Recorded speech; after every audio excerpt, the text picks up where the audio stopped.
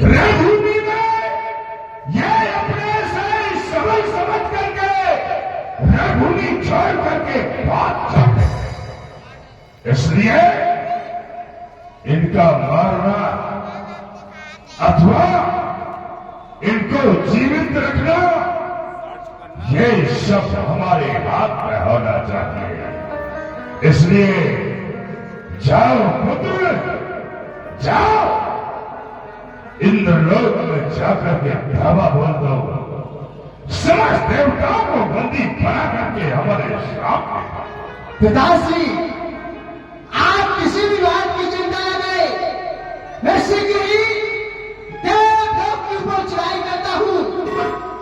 देवराज इंद्र के सहित सभी 33 करोड़ देवी देवताओं को लेकर के आपके चरणों में डाल दूंगा। महाराज, आप कवर कर दो देवलोक के ऊपर। चलो, हर हर महादेव।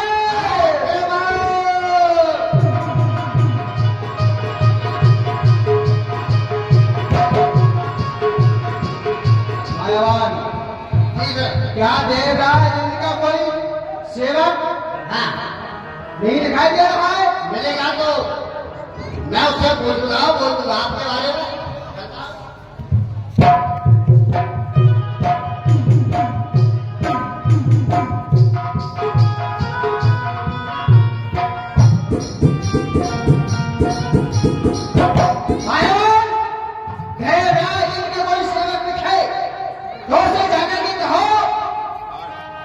लंकाधिपति लंकेश के ज्येष्ठ पुत्र मेघनाद आए हुए हैं।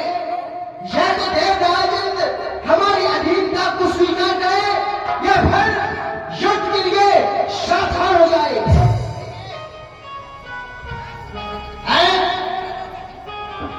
देवता हो? हाँ बोलो, किस कारण से आए हो? हमारे सरकार के पुत्र, हमारे रावण सरकार नाम के पुत्र घननाथ आए हुए हैं। अच्छा। और उनका कहना है अपने राजा से जाकर कहो, क्या कहना है? कह देना या तो हमारे महाराज की अधीनता स्वीकार करो, गुलाम बन जाओ, अन्यथा युद्ध के लिए तैयार हो जाओ। यही खड़े रहो, हम महाराज से आदेश लेकर के आते हैं। जाओ जाओ।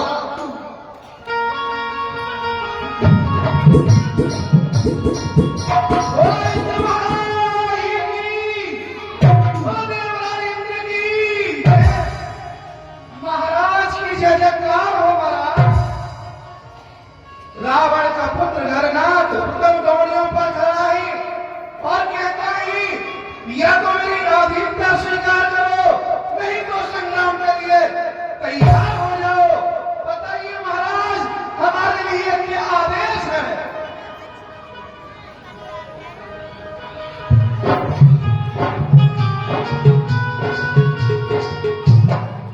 क्या कहा मंत्रीवर? रावण का पुत्र आज हमारे इस देवलोक में आया है। जी महाराज। और हमसे ये कह रहा है कि या तो हमारी अधीनता स्वीकार करे या संग्राम के लिए तैयार हो जाए। तो तुम उसको जाकर मेरा ये पैगाम सुना दो कि हम अधीनता स्वीकार कर नहीं सकते, हम अधीनता स्वीकार उसकी कर नहीं सकते। यहाँ बड़े बड़े मर्दाने हैं, खाने को मोहन भोग नहीं, लोहे के चले चबाने हैं।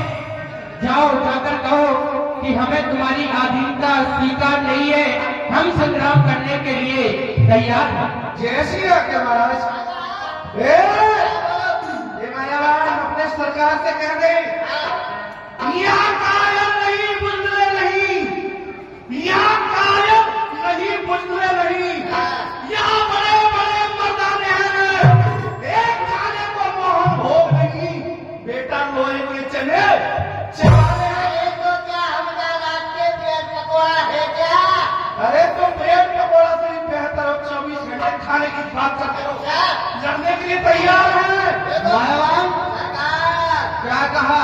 अरे वो तो कह रहा है कि हम कोई ऐसे वैसे नहीं तैयार है, उनके लिए अधीनता स्वीकार नहीं है। मुझे अच्छा युद्ध के लिए तैयार है। आए तो फिर बच गए दो सेनाई और शुरू कर दो लड़ाई। आक्रमण कर दो। जो भी देवता लगे पकड़ पकड़ के बंदी बना दिया हो। कहाँ गए और सभी आक्रमण देवता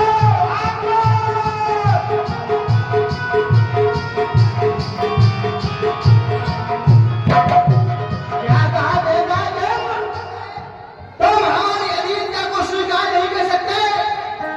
यदि नहीं कर सकते तो फिर आओ सामने, क्योंकि चाल जो बस की हो वो चाल चलनी चाहिए। चाल जो बस की हो वो चाल चलनी चाहिए। अरे ठोकरे खाने से पहले समझना चाहिए। यदि तू चाल बेढंगी चलेगा तो आज तेरी गोद मारी जाएगी। तू भी हारा जाएगा, तेरी बाजी भी हारी जाएगी। अरे मेरी नाथ, मैं तुझे बच्चा समझकर छोड़ रहा था और अब भी कहता हूं कि तू इस देवलोक से भाग जा, अन्यथा इसका परिणाम बुरा होगा। फिर इसीलिए कहता हूं कि तीर बनकर तू चलेगा। अरे तीर बनकर तू चलेगा तो मैं हवा हो जाऊंगा, और रोक बनकर तू चलेगा तो मैं दबा बन जाऊंगा। आज युग की धारा से बुझाऊंगा अग्नि प्रचंड को और खंड खंड कर दूंगा पापी तेरे पाप।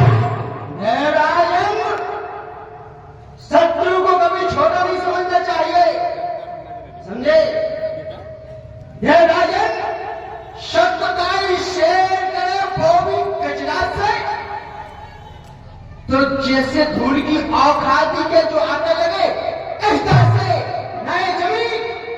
ना ये जमीन तुझे पढ़ा देगी, ना पढ़ाई देगा तुझे आकाश मंडल। गली गली में फिरेगा तू लेकर फिर छाछा कमंडल। अरे तू मुझे क्या मारेगा और तेरी क्या औकात है? 4 दिन की चांदनी और फिर अंधेरी रात। राजन, चलो संभालो अपना शस्त्र और करो मैदान में सामना। और हर महादेव सामना होगा।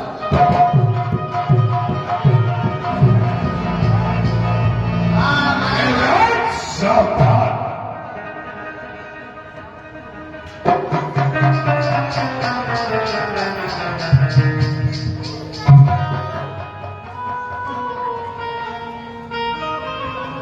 पुत्र मेघनाथ, मैं तुम्हारी वीरता से प्रसन्न हूँ और कल्याण हो। लो ये ब्रह्म शक्ति लो, ये प्रसन्न होकर मैं तुम्हें ब्रह्म शक्ति प्रदान करता हूँ। और देखो इसमें विशेषता है, यदि संध्याकालीन के समय किसी के ऊपर वार करोगे, रात्रि में उपचार हो गया तब तो ठीक है, प्रातःकाल होते ही वह मानव बच नहीं सकता। जाओ पुत्र, मैं लो